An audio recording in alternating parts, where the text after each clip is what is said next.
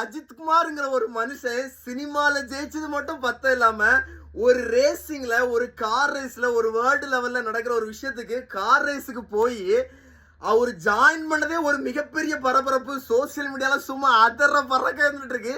அதுல தலைவன் இன்னைக்கு ஜெயிச்சு 3வது பிளேஸுங்க. ஆக்சுவலா அது என்ன சொல்லனே தெரியல, பயங்கர சந்தோஷமா இருக்கு.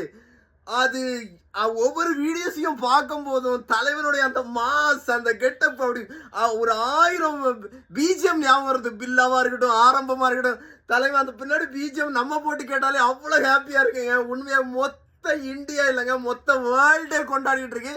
அப்படி ஒரு அஜித்குமாருக்கு நம்ம ஃபேனா இருக்கோம், நான் ஃபேனா இருக்கேங்கிறது உண்மையிலே அவ்வளவு ஹாப்பியா இருக்குங்க.